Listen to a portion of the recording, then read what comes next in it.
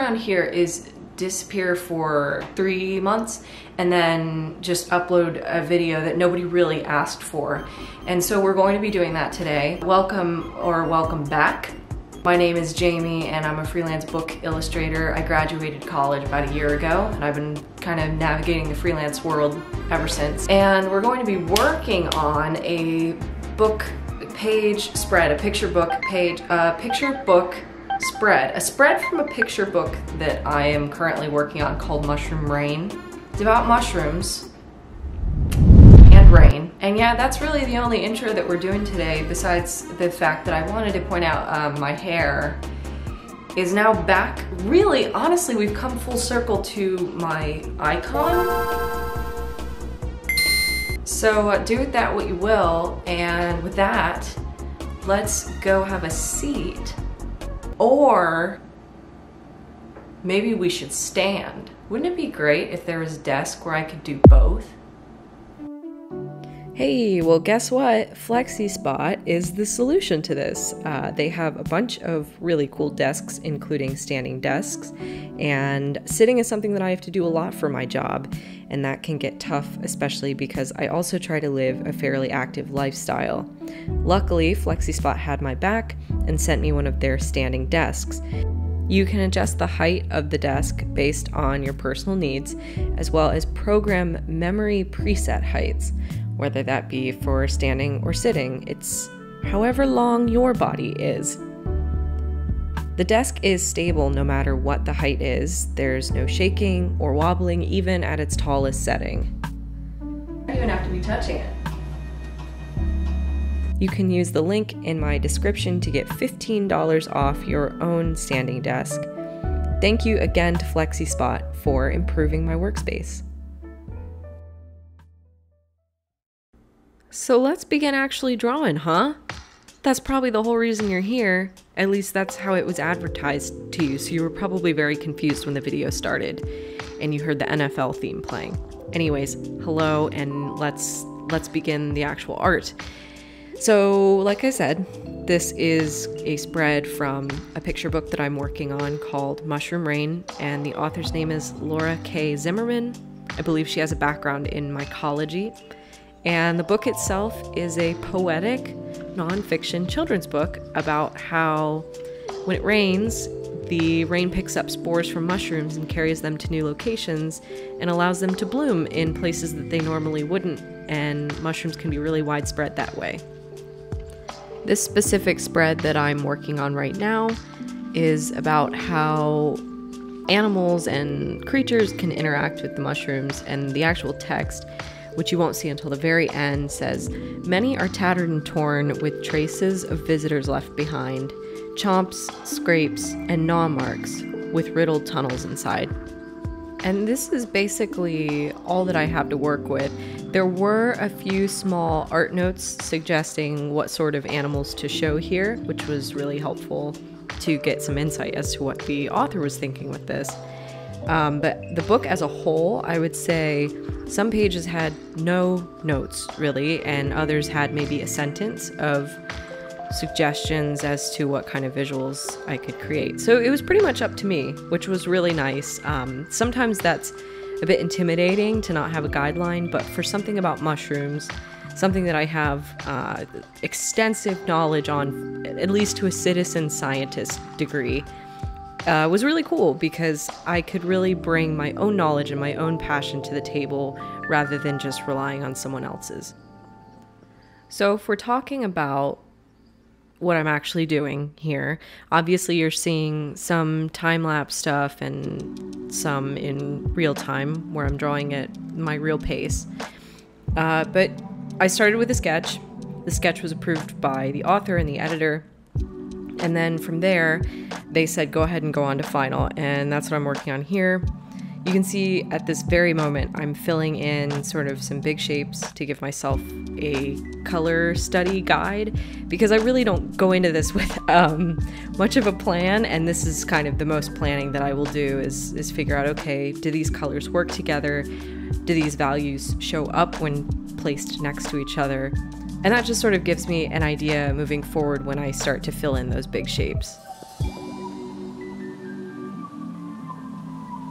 How I tend to render my work has changed a lot over the years, and especially once I started to get more comfortable with Procreate in particular, opposed to Photoshop. And I don't really know why I made this change with Procreate. I guess the tools just felt more accessible to me, or the interface felt easier to do it this way. But I take my big shapes and I fill them all the way with a solid color. Then I will create a new layer and then make a new shape, so on until I have all my shapes kind of down. And I alpha lock those shapes and I will fill them with the texture, or I will put scans of different like watercolor textures, or just use brushes in order to achieve a desired effect. This just makes it easier for me to isolate things, and honestly, it speeds up my process a lot. The brush that I'm using to fill in all of the big shapes here, I think it's the brush that I use for 90% of this entire page, is from one of the Max Packs. The comics Max Pack, that's specifically the one that I'm using, and that particular brush is the Max U Charcoal Rough. And that's my new favorite brush. I have bookmarked, I think, about 15 brushes, and I put them under my favorites category. The Max Pack brushes are really nice. I've also been using the Tip Top Brushes Rezo pack recently, and I believe that I use that maybe on the background of this eventually, but mostly this is a lot of the charcoal brush doing the work. Occasionally I'm using some paint brushes like the Stucco Brush, which comes with Procreate, I believe. I also am a big fan of just the 6B pencil. I don't think I use it in this particular page, but that's one of my favorites for sketching, for adding texture, for line work. But mainly we are utilizing the artist crayon, stucco. I'm looking at my Procreate right now, off to the side. It's artist crayon, stucco. Sometimes I use the Max U grainy stipple, which, let me confirm, that is in the Painter's Max Pack.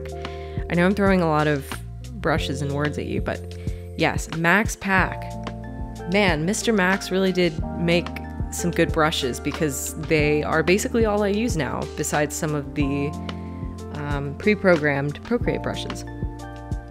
So this is when I realized that I have never drawn a tortoise shell before, and I didn't realize how complicated that they truly are and how different all of the patterns were. I was actually amazed, because I don't know how I never knew this in the past. I knew they had beautiful shells, I knew that they had really unique patterns, but I guess I didn't know quite how complex and ornate tortoise shells were. Or maybe this is a turtle. This is a turtle. I'm so sorry. Wait, is this a turtle? Eastern box turtle? Do I need to Google this right now? Let's see. Eastern box turtle. It's a turtle. Yes, I should know that. I'm looking at his toes right now. His toes are that of a turtle, not a tortoise. Tortoise has got those sort of dinosaur feet. He's got these sort of amphibious feet.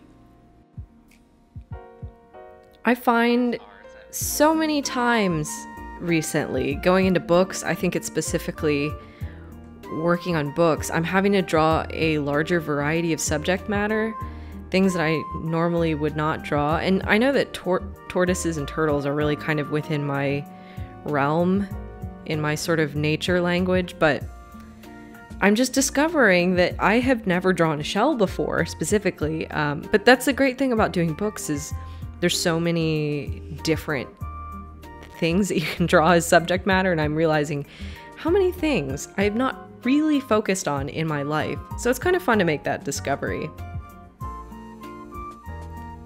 I know I'm kind of all over the place with the conversation and the topics here.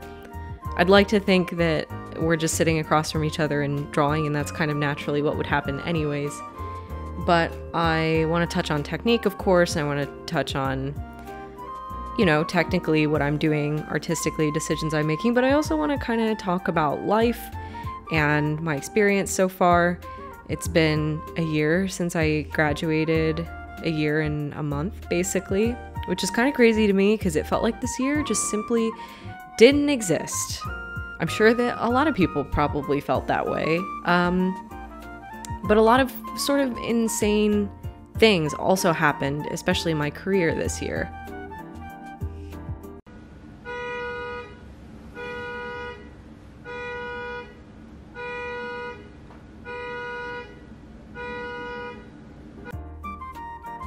And one of the craziest things is how much credit I kind of owe to this iPad. And no, this is certainly not sponsored in any way, but I think Apple should start shelling out some money to me and the people who recommended the iPad to me, just for the sheer amount that we rave about it. It's actually kind of buck wild to see how much I have improved technically, and as well how I've streamlined my process thanks to the iPad and the Apple Pencil. Like, I love that I can take my iPad literally anywhere I want to work. Like, the setup is compact and fairly ergonomic enough that I could take it camping with me if I wanted to go work on freelance in the middle of the woods. And because of the fact that I can take it anywhere, I find myself drawing more and working more, which in turn results in me getting better at digital art.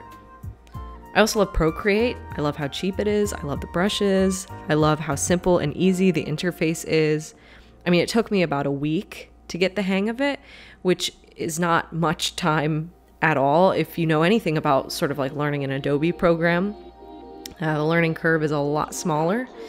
And previous to the iPad, I was using a Wacom tablet, then a large desktop Huon screen tablet, which was awesome in its own ways, but not very portable. I was also using Photoshop at the time, which again got the job done for a good majority of my life, but I'm so glad that I did end up switching to Procreate. It just feels friendlier to me. I don't know if that makes sense. It just feels softer. It feels gentle. Like Procreate would hold me and tell me everything's gonna be okay. And Photoshop, on the other hand, would call me a little wimpy boy and kick some dust in my face and tell me to go crawl around somewhere else. So yeah, I cannot stress enough how much the iPad, the Apple Pencil, and Procreate has kind of changed my career.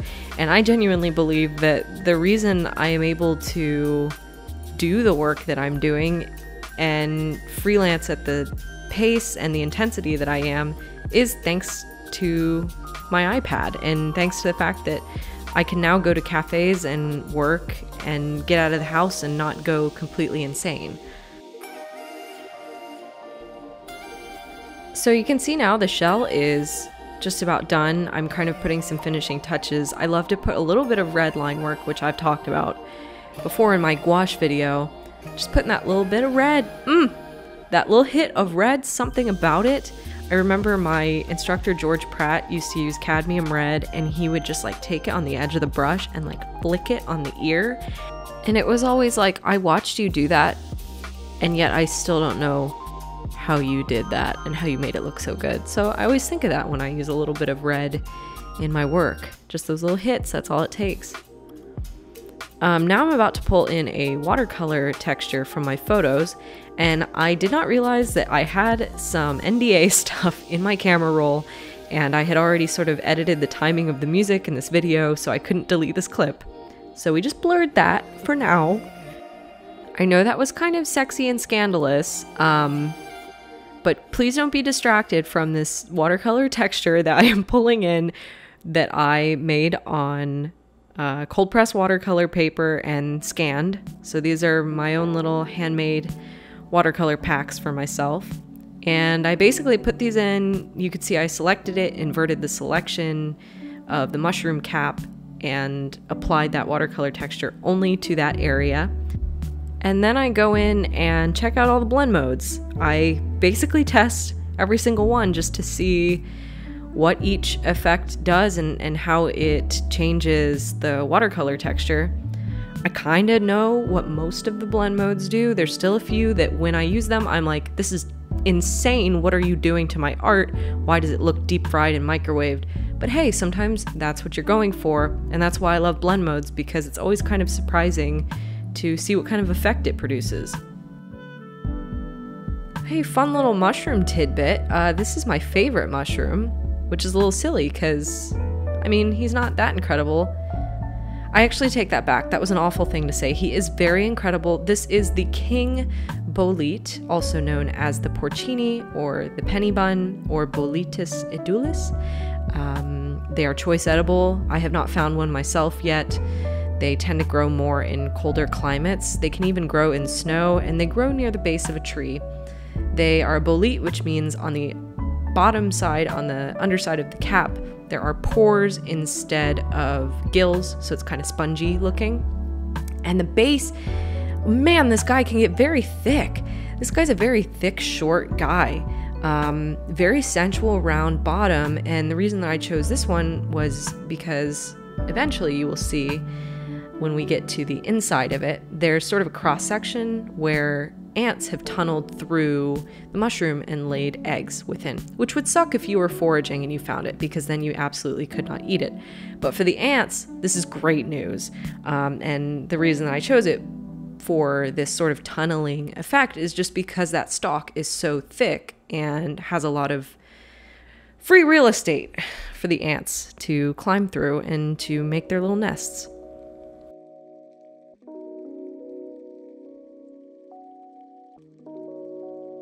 The Stucco Brush is what I'm using here. That has become probably my favorite pre-programmed Procreate brush. It just has a really great textured paint pattern that feels fairly irregular. Even though it is regular, you just kind of have to know how to finesse it a little bit. And yeah, I use it in basically everything. For the Anne of Green Gables illustrated book that I just finished and that will be sold in Barnes & Noble in the fall, it was like my primary texture brush of choice.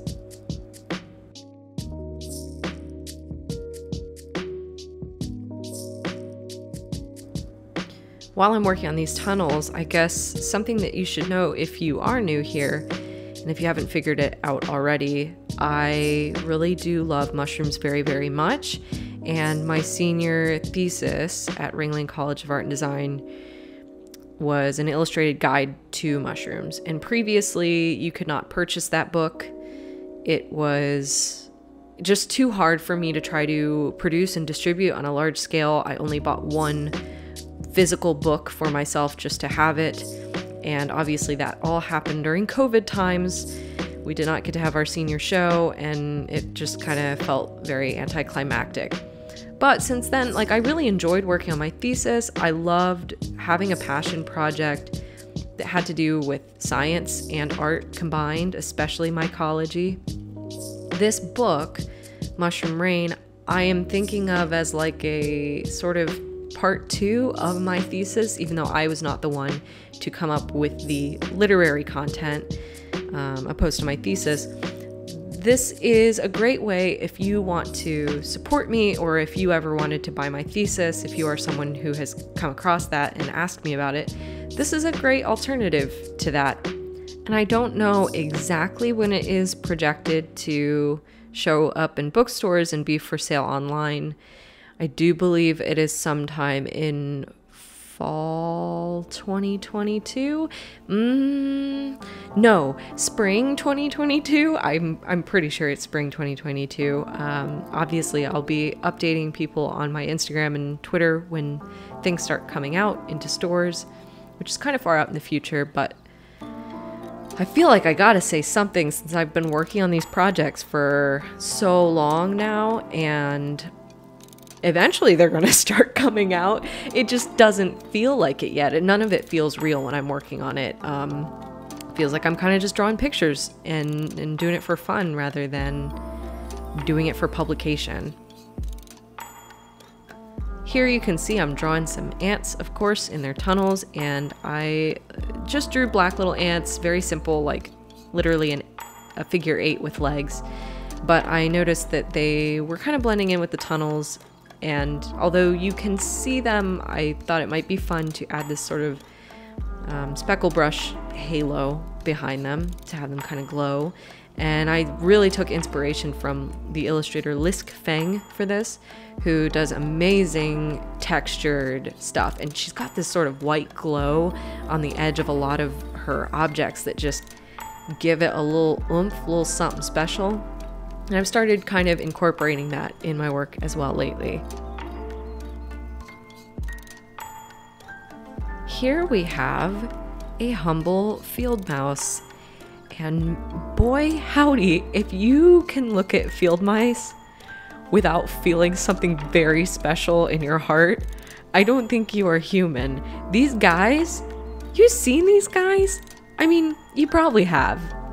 Field mice, you know, they are the animal that many people have heard of. I mean, they're really just kind of mice with extreme proportions that are made for humans to consider them cute. Like, their faces are bigger and their bodies are smaller and their feet are long and their tails are long. They are just good to put in your hands, I think. Don't really know much about them as a species, if they are actually good to put in your hands or if you should put them in your hands.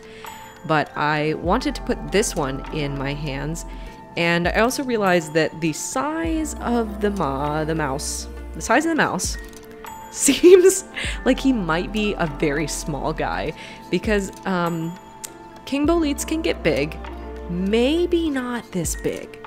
I'm gonna say it's a big mushroom and a baby mouse, and that's how we're going to solve that issue, because no, I do not end up resizing him.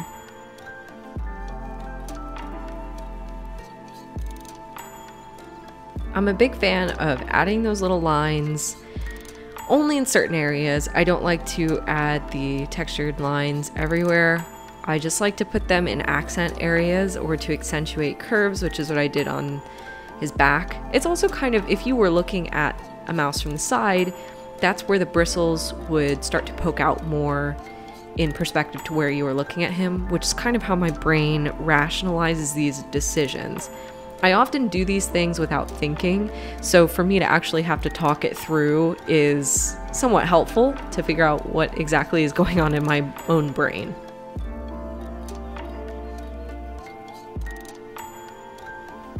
This is gonna just slowly become a mushroom channel, I think, because I'm not going to talk about the art right now. I'm going to talk about the mushroom that I am drawing. This one is a Russula, and Russula is just the genus, but the species, I don't know. It's a red-capped Russula. Russulas often are pretty hard to distinguish between them unless you have a lot of specific identifying factors that you know. There's a lot of them out there, a lot that look very similar. But a fun fact about Russulas, especially red-capped Russulas, is some of them, although they should not be consumed and digested, some of them, if you just press your tongue against the cap, is very spicy. Apparently, if you nibble on it and spit it out, it could be like one of the spiciest things you put in your mouth. At least that's what I've heard. I've only pressed my tongue up against a couple of Russulas in my day. They haven't been that spicy, but they have had a little bit of heat that I could detect on my tongue. And now for the most effervescent part of the drawing, our snail. I like cone-shaped snails, cone-shaped shell. The shell is a cone. I like them a little bit better than the sort of circular spiral traditional snail. I can't tell you why. It's something about the symmetry. I just love these guys. These conical guys are just so silly and fun to me. And the method that I'm using here is not only, I think, pleasing to look at, but pleasing to work on, where I fill in the entire shape with white, and then I go in and start adding the color on top of that, but sort of scribbling it in and leaving some of the white to be visible, especially in that sort of like distressed or speckled pattern, and then sometimes on the edge near a highlight.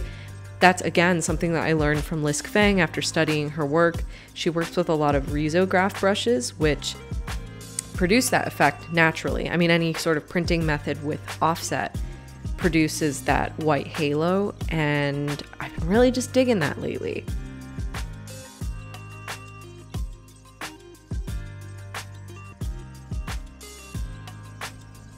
Mushroom gills are by far one of my favorite things to draw, and I think for a lot of people this is why they like drawing hair so much, because it's just sort of this repetitive sweeping motion of the pencil, and if you have a brush with good pressure, that thick to thin effect is just immensely satisfying to draw with. when I don't want to use a watercolor texture by pulling it in and cutting it out and using a blend mode, I will just use my Max Pack watercolor set brushes. It's great for just a one-tone watercolor overlay effect.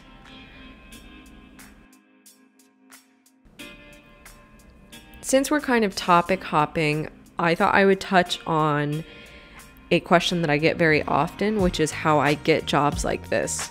Because currently I am working on 2 picture books, 1 book cover, and a graphic novel. And we'll talk more about that graphic novel in a separate video because I think it deserves a video all on its own because the client is Disney Hyperion, and that's a pretty massive client that I feel very, very lucky to work with.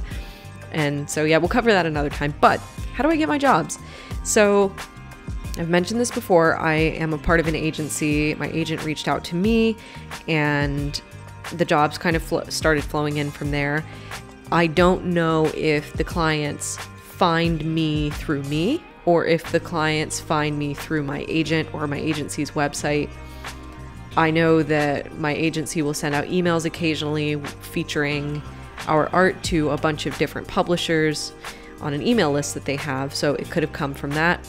But the fact that they found the crazy mushroom person to illustrate their mushroom book did feel very fitting, and I feel very lucky to be on this specific project because some of my other projects aren't necessarily as niche as this and as applicable to me as a person, despite the fact that I'm enjoying working on them. This one feels the most personal to me and the most suited to my interests. And wouldn't you know it, I went to take a break from working on this. I took a walk and I found my first ever chanterelles. I found maybe like 40 of them and I plucked them and washed them. And then the next day I ate them with my family. We all tried them together and they were wonderful. But just the fact that I was lovingly drawing a chanterelle earlier that morning and then found one when I was just going for my afternoon walk is buck wild. I mean, it felt like fate. It felt like, I don't know, I almost felt a little emotional over the fact that I was just thinking to myself, drawing that mushroom, like, what a beautiful organism this is, and what an incredible thing. And yeah, it just felt very special to find that. It felt reaffirming in a way, like the universe, the earth was telling me, like, you're on the right track, you're doing a good job. Because sometimes it's very easy to forget that when you're working freelance and you're isolated and working on very long-term projects that I can't really show anyone or talk about. I always show very small snippets on my Patreon.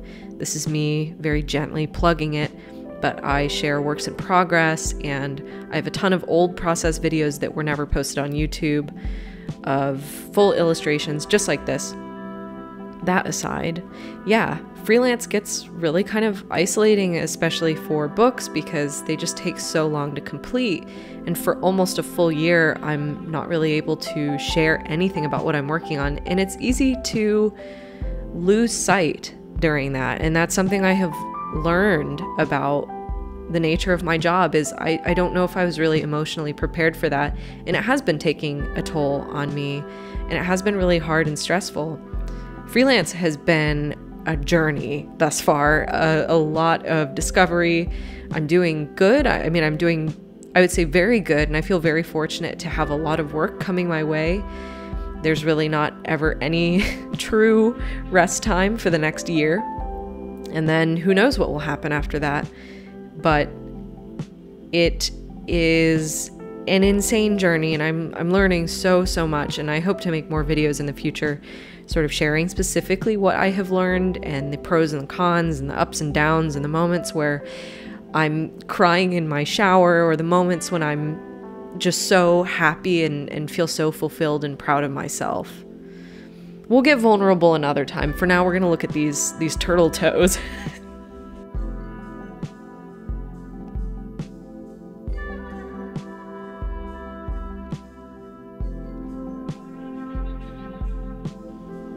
It's at this point that I start adding details to my main assets, and I'm clearly ignoring the background. I do usually save the background for last to see how the other objects interact with it and to see, you know, what value, what color it needs to be.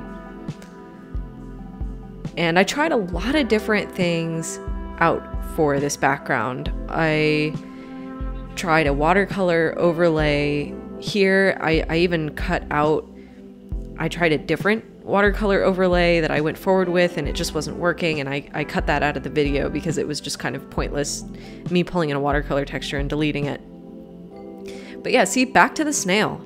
I was like, I don't want to look at this background right now. Back to the snail. The reason I went back to the snail is because now realizing the value of the background is very dark, I didn't want the snail to be like glowing white, and I wanted to add a couple more shadows behind his shell.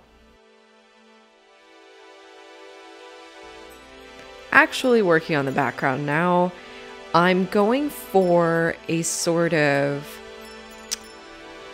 what is the word? Topographic. Not quite though. Not at all, actually. That's not the word at all. I am going for a sort of ridged dirt slash mud slash sedimentary rock look.